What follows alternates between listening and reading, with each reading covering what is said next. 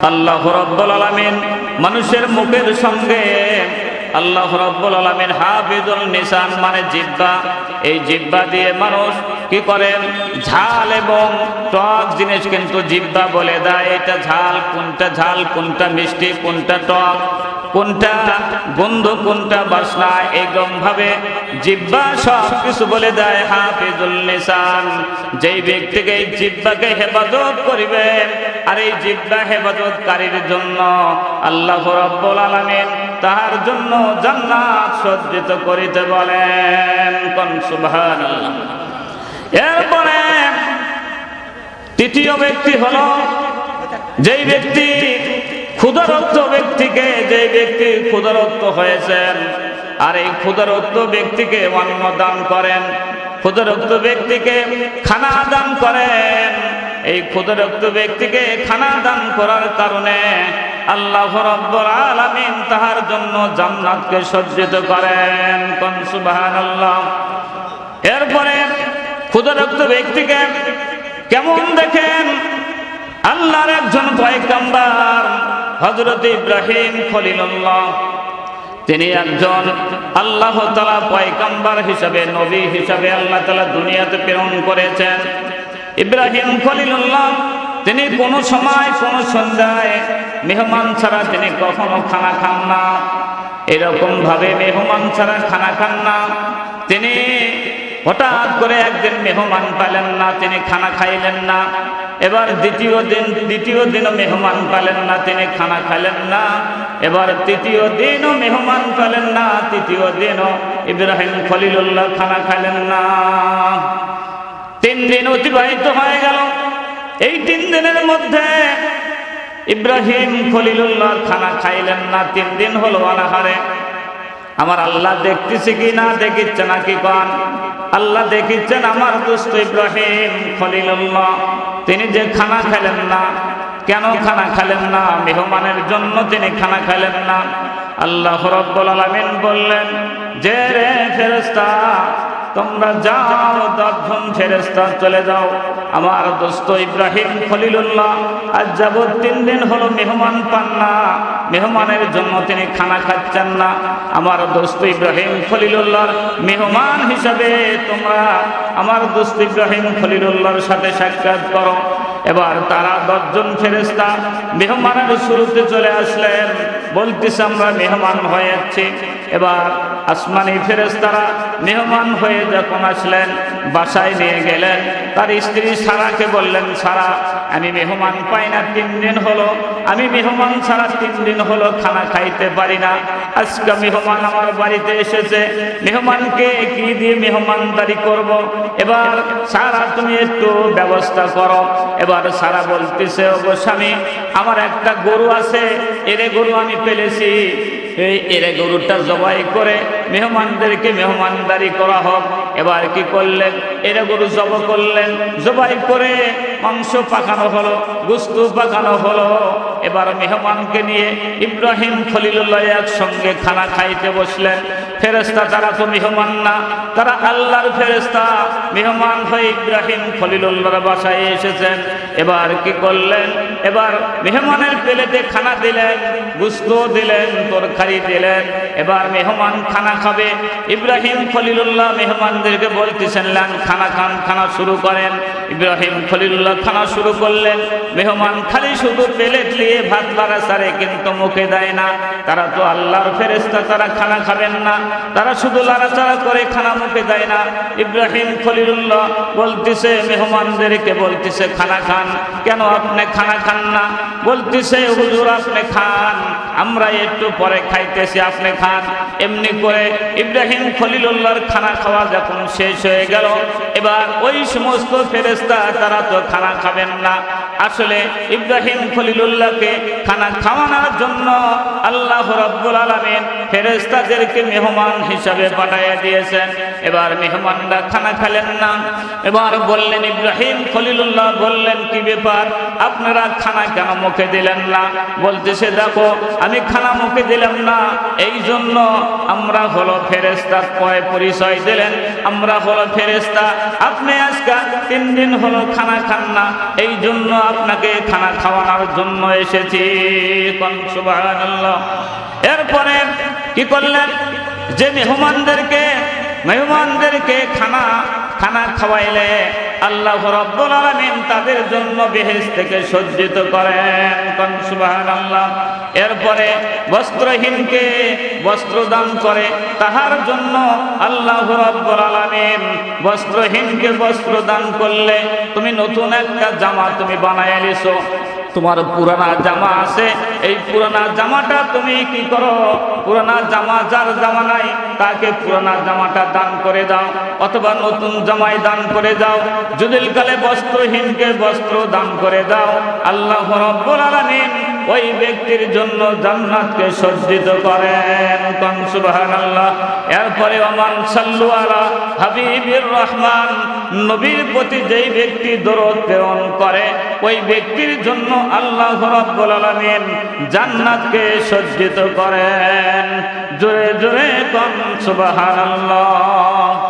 আমার ভাইরা একটু খেয়াল করে শুনে, আমাদের নবী জনাবে মুহাম্মদুর রাসূলুল্লাহ সাল্লাল্লাহু আলাইহি সাল্লাম তিনি যখন আল্লাহর সঙ্গে যখন মোলাকাত করতে গিয়েছিলেন, আল্লাহ পাকের সঙ্গে দিদার করার জন্য সিদরাতুল মুনতাহায় নূরে উহুদিয়াতাম কাবা কাউসাইনিতে ৭০,০০০ পর্দার নিচে আমাদের নবী যখন গিয়েছিলেন আল্লাহর সঙ্গে দিদার করার জন্য, হযরতে জিবরাইল আলাইহিস সালাম নবীকে সঙ্গে নিয়ে ৭০,০০০ ফেরেশতার সঙ্গে নিয়ে এবার রথের চড়ে আরোহণ করেছিলেন।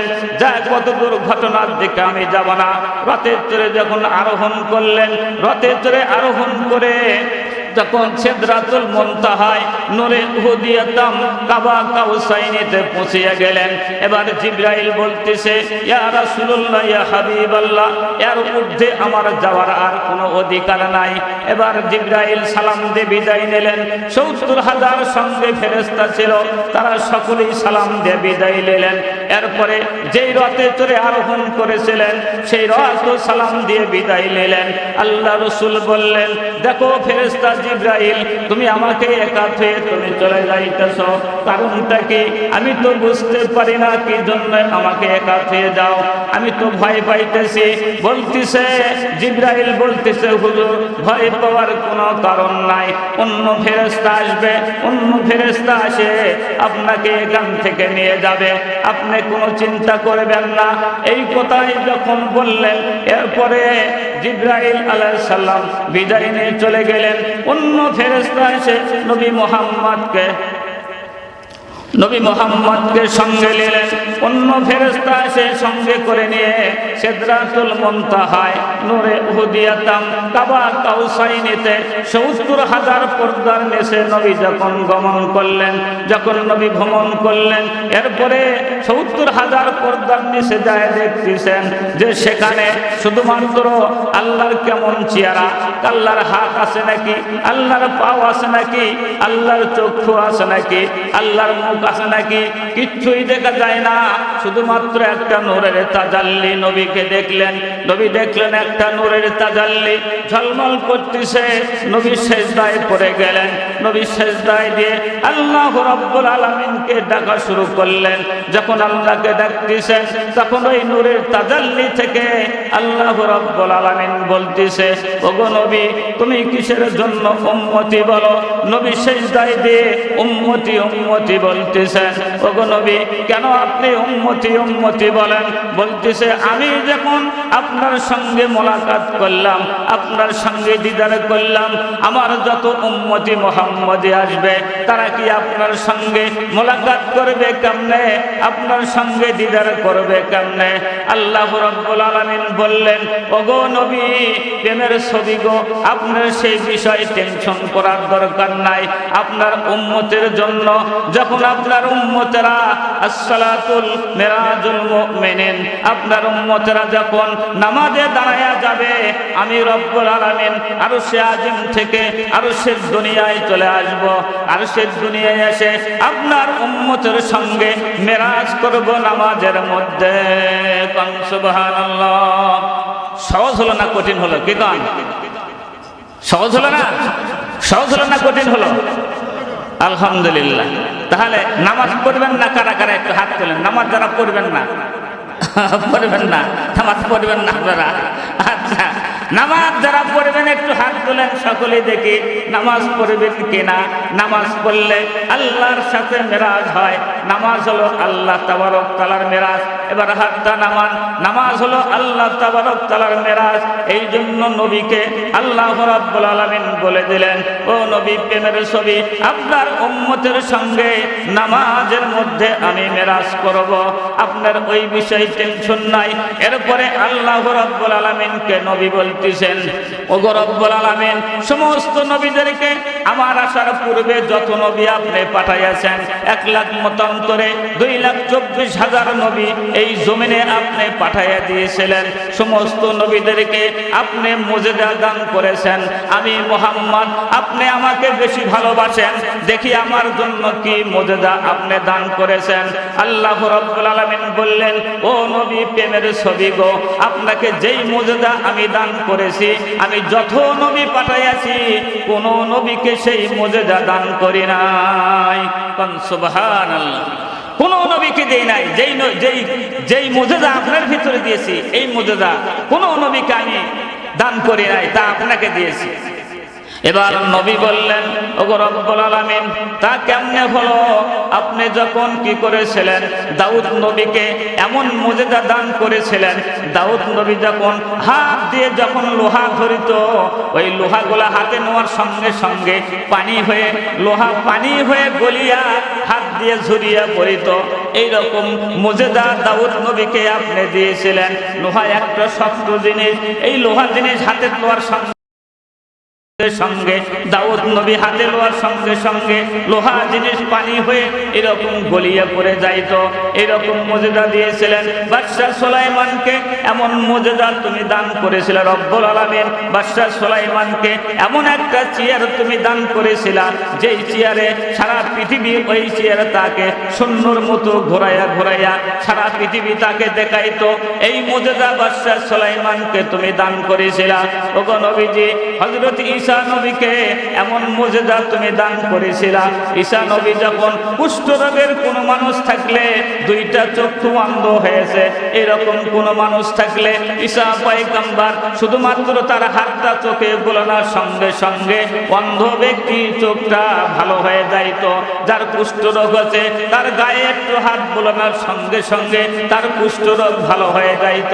এরকম মুজিজা ঈসা নবীকে আপনি দান করেছেন। শুধু তাই করেন নাই, তাকে একটা লাঠি দিয়েছিলেন, যেই লাঠি দিয়ে মৃত্যু ব্যক্তির কবরে বাড়ি দিলে জিন্দা মানুষ বাইর হয়ে ঈসা নবী পয়গম্বরের সঙ্গে কথা বলতো। ওগো রব্বুল আলামিন, আমার জন্য কি মুজিজা আপনি দান করেছেন।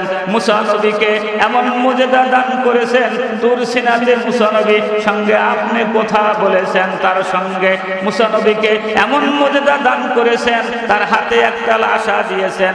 ওই আশা দিয়ে কি করেছে, যতগুলো জাদুঘরি সাপ ছিল সমস্ত জাদুঘরি সাপগুলো এই হাতের আশা ছেড়ে দেওয়ার সঙ্গে সঙ্গে বিশুরিয়া সাপ হয়ে যাইত। বিশুরিয়া সাপ হয়ে সমস্ত জাদুঘরি সাপগুলো বাঘ ভাল্লুক সবগুলো গিলে খাইত। এমন মুজিজা, এমন মুজিজা এরকম ভাবে এমন মুজিজা আপনি দান করেছেন। কাকে দান করেছেন? মুসা পয়গম্বরকে দান করেছেন। ওগো রব্বুল আলামিন, আমার জন্য কি মুজিজা আপনি দান করেছেন। এই কথা যখন বললেন, আল্লাহ বললেন, ওগো নবী, প্রেমের ছবি গো, আপনাকে যেই মুজিজা আমি দান করেছি তা আমি কোনো পয়গম্বরকে আমি দান করি নাই। বলতেছে কেমন করে হলো? এবারে বলতেছে, দেখো এই সিদরাতুল মুনতাহায় নূরে উহুদিয়াতাম কাবা কাউসাইনিতে কোনো নবীকে আমি আনি নাই। আপনি মুহাম্মদ, আপনাকে আমি সিদরাতুল মুনতাহায় নূরে উহুদিয়াতাম কাবা কাউসাইনিতে 70,000 পর্দার নিচে আপনাকে এনেছি। কোনো নবীকে এত দূর আমি আনি নাই, এমনকি জিবরাইলকেও আনি নাই, এমনকি যত ফেরেশতা আছে কোনো ফেরেশতাকে আনি নাই, বুরাককেও আনি নাই। আপনি মুহাম্মদ, আপনাকে আনিয়েছি। আপনাকে আপনাকে এমন মুজিজা আমি আল্লাহ দান করেছি, আপনার সমস্ত শরীরটাই আমি মুজিজা হিসাবে দান করেছি। সুবহানাল্লাহ। আল্লাহ বলতেছেন যে আপনার শরীরটা, গোটা শরীরটাই আমি মুজিজা হিসাবে দান করেছি। আপনি যখন আবু জেহেল আপনাকে যখন চিনত না, আপনাকে যখন বলতো যে আসমানের চাঁদ সূরজকে দুখণ্ডতে করে দেখাও, তুমি সত্যি যদি আল্লাহর নবী হয়ে থাকো, তুমি যখন ইশারা করেছিলা আমি রব্বুল আলামিন চাঁদ সূরজকে আমি দুখণ্ডিত করেছিলাম। জোরে জোরে কোন সুবহানাল্লাহ। ওগো নবীজি, যত নবীকে মুজিজা দিয়েছি সমস্ত নবীর চাইতে বেশি মুজিজা আপনি মুহাম্মদ আপনাকে দিয়েছি। আপনি মুহাম্মদ আপনাকে দান করেছি। আপনার এই কালেমা যদি একবার কেউ ইয়াকিনের সহিত বিশ্বাসের সহিত কালেমা কেউ যদি তেলাওয়াত করে, আমি রব্বুল আলামিন ওই ব্যক্তির সমস্ত গুনাহ খাতা মাফ করে দিই। জোরে জোরে কোন সুবহানাল্লাহ। আমার বন্ধুরা, ভাইরা আমার, একটু মুযাকারা করে ভালো করে একটু খেয়াল করে শুনে, ইয়ামান শহরে আল্লাহর একজন দোস্ত, আল্লাহর একজন প্রিয় বান্দা ছিলেন সুলতানুল আধেন। সেই সুলতানুল আধেন মাত্র তার দুইটা ছেলে সন্তান ছিল, দুইটা ছেলে সন্তান আর বিবি আছে। এবার সুলতানুল আধেন একদিন বিবির কাছে বলতেছে, বিবি গো, আমি যখন দুই চক্ষুটা বন্ধ হয়ে জীবনের শেষ নিঃশ্বাস যখন বন্ধ হয়ে যাবে, যখন আমি দুনিয়া ছেড়ে চলে যাব, ওগো বিবি, আমার ঘরে তো কিচ্ছুই নাই, খাবার বলতে কিচ্ছুই নাই, টাকা নাই, পয়সা নাই, কি দিয়ে তুমি আমার কাপড়ের ব্যবস্থা করবা? বিবি বলতেছে, স্বামী গো, তুমি যখন দুনিয়া ছেড়ে চলে যাবে আমার শরীরের কাপড় দিয়ে তোমাকে কাপড়ের ব্যবস্থা করব। বলতেছে, আচ্ছা সেটা যেন হলো। এবার জানাজার নামাজ কে করবে? এই জায়গা তো সকলেই তো হিন্দুস্থান, এখানে সকলে বিধর্মী আছে, আমার জানাজার কে করবে? বলতেছে, তাহলে কি করব? বলতেছে, মসজিদের ইমাম সাহেবকে, দুইটা ছেলে আছে পাঠাইয়া দিবে, দুইটা ছেলে যে ইমাম সাহেবকে ডেকে নিয়ে এসে আমার জানাজার কাজ সমাধান করবে। বলতেছে, যদি ইমাম সাহেব না আসে, বলে ইমাম সাহেব যদি না আসে, আমার একজন মালিক আছে। আমার একজন কি আছে? আমার একজন মালিক আছে। আমার ওই মালিকের কাছে দুইটা সন্তান নেই, ওই মালিকের কাছে দুইটা হাত ধরবে, উঁচা করে ধরবে, ওই মালিকের কাছে তুমি সুপারিশ করবে, আমার ব্যবস্থা ওই মালিকই আমার ব্যবস্থা করে দিবে। সুবহানাল্লাহ। ওই মালিকটাই আমার ব্যবস্থা করে দিবেন। এই কথা যখন বললেন, সুলতানুল আধেন কয়েকদিন পর দুনিয়ার থেকে বিদায় হয়ে গেলেন। দুনিয়ার থেকে বিদায় হয়ে যাওয়ার পরে কি করলেন? বিবির কাপড় দিয়ে তাকে ঢাকিয়ে রাখলেন। ঢাকিয়ে রেখে এরপরে কি করলেন? তাকে দুইটা ছেলে পাঠাইয়া দিলেন মসজিদের ইমাম সাহেবের কাছে। ইমাম সাহেব বলতেছে, যাও, আজকে তোমার বাবার জানাজা হবে না, আগামীকাল জানাজা হবে, আজটা পোহাইয়া যাক, পরের দিন তোমার বাপের জানাজা হবে। এবার দুইটা ছেলে চোখে পানি নিয়ে কান্না করতে করতে ঘুরে চলে আসলেন মার কাছে। এসে বলতেছেন, ওগো মা, ইমাম সাহেব এখন জানাজা করতে পারবে না, বলতেছে রাতটা পোহাইয়া যাক, কাল সকাল হলে তোমার বাপের জানাজা হবে, এখন কি উপায় করা হয়? বলতেছে, উপায়ের কথা তোমার আব্বা বলে গেছে, আসো তোমরা উজু করে। দুইটা ছেলে নিয়ে উজু করে পাহাড়ের কিনারায় উঠলেন, দুইটা হাত উঁচা করে ধরলেন, ধরে বলতেছেন, ওগো সুলতানুল আধেনের মালিক, ওগো আরশের মালিক, ওগো জমিনের মালিক, আজকে তোমার কাছে সুপারিশ করি, তোমার বন্ধু দুনিয়ার থেকে চিরবিদায় হয়ে গেছে, তোমার বন্ধু দুনিয়ার থেকে বিদায় হয়ে গেছে, তোমার বন্ধুর জানাজার কাফনের ব্যবস্থা করো, তোমার বন্ধুর কবরস্থল করার ব্যবস্থা করো।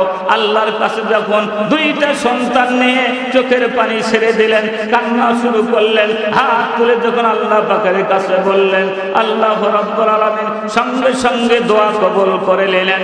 এবার দোয়া কবুল হয়ে গেল, মোনাজাত শেষ করে দিলেন।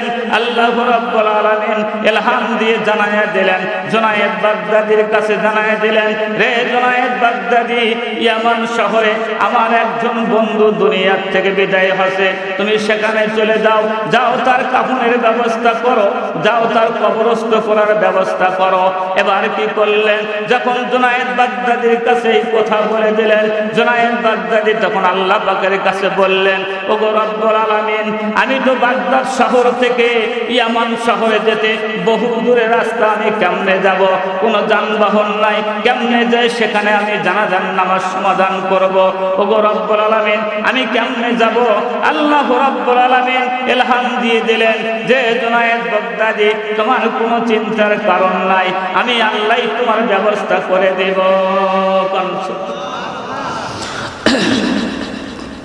যখন এই কথা বলে দিলেন, বলার সঙ্গে সঙ্গে এবার জুনায়েদ বাগদাদি তিনি কি করলেন, 12 জন তালিব ইলম সঙ্গে নিলেন। 12 জন তালিব ইলমের মাথায় কিন্তু পাগড়ি দেওয়া ছিল। এবার জুনায়েদ বাগদাদি তিনার মাথা তো পাগড়ি দেওয়া ছিল। এবার 12 জন তালিব ইলম নিয়ে তিনি প্রস্তুতি হয়ে গেলেন, তিনি এখন ইয়ামান শহরে যাবেন, প্রস্তুতি হয়েছেন। কিন্তু ওই মালিকের কাছে যখন সুপারিশ করেছেন, এবার ওই মালিক ফেরেশতাকে বলতে, রে ফেরেশতা, চলে যাও ইয়ামান শহরে, আমার যে বান্দা দুনিয়া থেকে বিদায় হয়ে চলে গেছে, ওই বান্দার ওখান থেকে এক মুষ্টি মাটি নিয়ে আসো। এক মুষ্টি মাটি নিয়ে এসে জুনায়েদ বাগদাদির হাতে দিয়ে দাও। এবার জুনায়েদ বাগদাদির হাতে এবার ফেরেশতা কি করলেন, ইয়ামান শহরে চলে গেলেন। ইয়ামান শহরে যে এবার যেই আল্লাহর প্রিয় বান্দা দুনিয়াতে বিদায় হয়েছে, সেখান থেকে এক মুষ্টি মাটি ফেরেশতা নিয়ে চলে আসলেন। এক মুষ্টি মাটি নিয়ে এসে কি করলেন, জুনায়েদ বাগদাদির হাতে দিয়ে দিলেন। জুনায়েদ বাগদাদি মাটিটা ছিটিয়ে দিলেন, ছিটিয়ে দিয়ে 12 জন তালিব ইলম নিয়ে সেজদায় পড়ে গেলেন। এবার সেজদায় দিয়ে সুবহানা রাব্বিয়াল আলা, সুবহানা রাব্বিয়াল আলা 3 বার বলতে যেই সময় লাগে, 3 বার সুবহানা রাব্বিয়াল আলা 3 বার যখন বলেছেন, 3 বার বলার পরে এবার সেজদা উঠে দেখে যে বাগদাদ শহর থেকে ইয়ামান শহরে চলে গেছেন। জোরে জোরে কই সুবহানাল্লাহ। আল্লাহ পারে কি পারে না? কি কন? আল্লাহ পারে না? তিনি হলো আহকামুল হাকিমিন, অন্তর অন্তর জানেন, তিনি সব পারেন। কি কন? পারেন কি পারেন না? এবার কি করলেন, তিনি চলে গেলেন সেখানে, যায় দেখতেছেন যে তার বিবির কাপড় দিয়ে তাকে ঢাকিয়ে রাখছেন। জুনায়েদ বাগদাদি কবর খনন করলেন। এরপরে কবর খনন করে তার মাথার পাগড়িটা খুললেন। 12 জন তালিব ইলম তারাও মাথার পাগড়িটা খুলিয়ে দিলেন। পাগড়ি খুলিয়ে দিয়ে সুলতানুল আজমকে এই পাগড়ি দিয়ে তাকে কি করলেন, কাফনস্ত করলেন। এবার কাফনের কাপড় পরাইয়া দিলেন। 3খানা পাগড়ি বাকি রইল। এবার বলতেছে, এই 3খানা পাগড়ি যখন তাকে কবরস্থ করব, ওই কবরস্থর সময় কোলা পাতার বদলে এরকম ভাবে 3টা কাপড় বিছাইয়া দিব। এবার ব্যবস্থা সব কিছু হয়ে গেল। এবার 2টা নাবালক, 2টা ছেলে, এই 2টা ছেলেকে নিয়ে এবার জানাজার নামাজ শুরু করবেন। 12 জন তালিব ইলম সহ তার সুলতানুল আজমের 2টা ছেলে সহ নিয়ে জানাজার নামাজ শুরু করবেন। সামনে দাঁড়ায় গেছেন, জানাজার নামাজ শুরু করবেন। এমন সময় আল্লাহ রাব্বুল আলামিন ডাক দিলেন, পানির মধ্যে যিনি থাকেন খাস খিজুর আলাইহিস সালাম, খাস খিজুরকে বললেন, রে খাস খিজুর, আমার একজন বন্ধু ইয়ামান শহরে মৃত্যুবরণ করেছে, সেখানে জুনায়েদ বাগদাদি গিয়েছে, তুমিও সেখানে চলে যাও, যে তাকে কাপড়ের ব্যবস্থা করো, জানাজার করার ব্যবস্থা করো। এবার যখন খাস খিজুর আলাইহিস সালাম